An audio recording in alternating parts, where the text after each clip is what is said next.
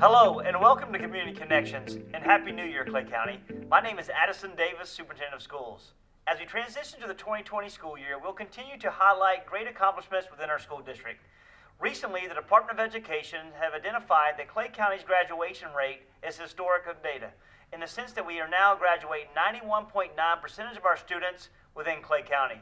This is a significant increase and shows the hard work of our students, of our teachers, our college and career coaches, our parents, and most importantly, our students. So hats off to each of you for making this a priority. Today, we'll talk about controlled open enrollment, an opportunity for school choice. And here today to talk about controlled open enrollment, we have Chief of Staff Terri Dennis, along with the school choice coordinator, Mrs. Karen McMillan. So welcome, thank you for being here.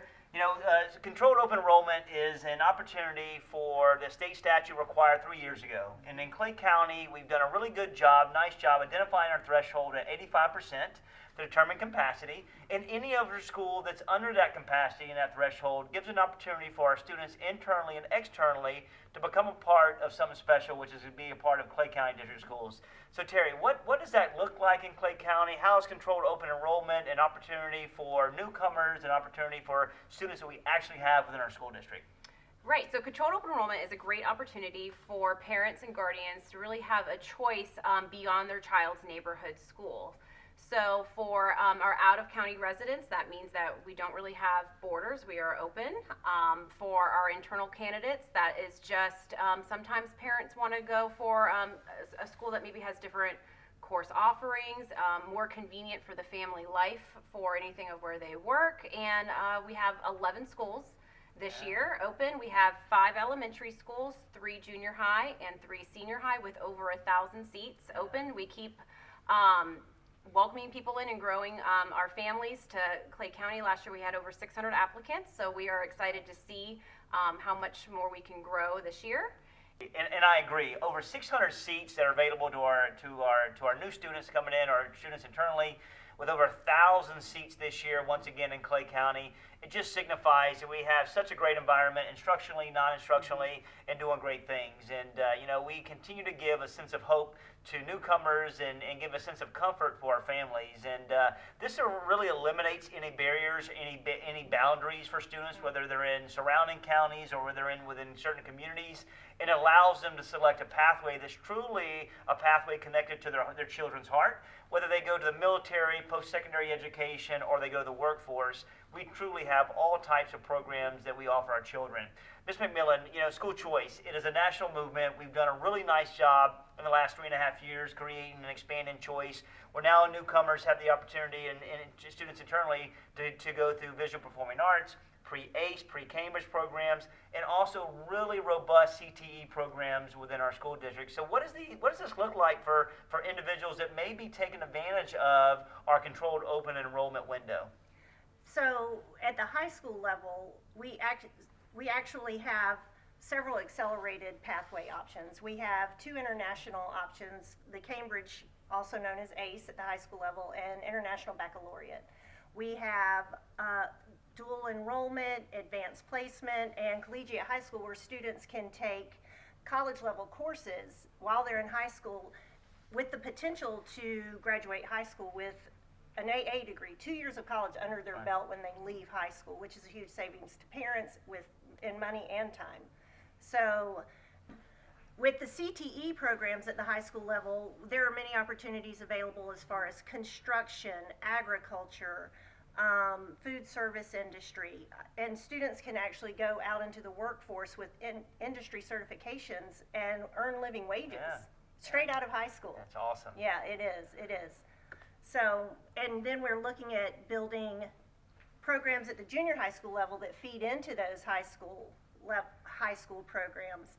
We have pre-ACE programs that go into the ACE programs at the high school, and we have pre-CTE courses that feed into their counterparts as well. Yeah, so number of opportunities within our schools. We're doing a better job having a continuity from K to 12 to make certain that we have programs that actually align and make sense.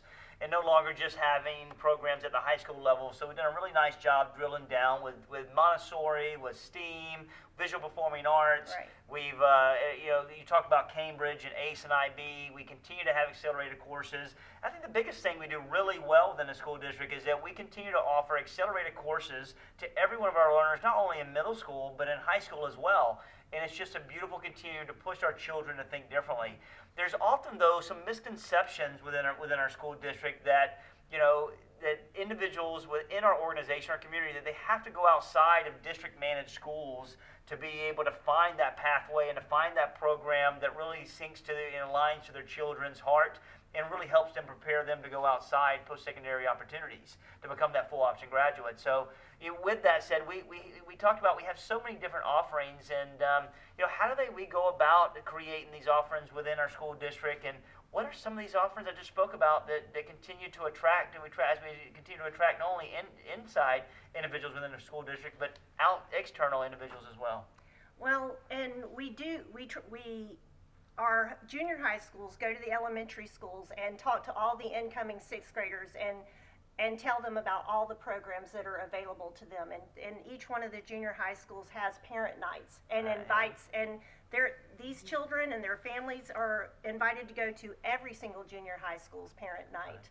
And same goes to the high schools visit the eighth graders at the junior high schools. And again, parent nights are hosted at all of these, and come see them all. Come to the parent nights and go to the school websites to see when these schools are hosting these. Yeah, so a number of opportunities, and hats off to Alice Polk and Kelly Mosley for what they do, and also the leaders and for what you do as well to make certain that we have thriving, robust programs. We have national models now in Clay County District schools. But I agree. We should be able to. We do a great job with our students making continuous connections with our feeder patterns. But I agree, we should really open, every one of our doors are always open to our parents. They need to come tour and watch to see what we do.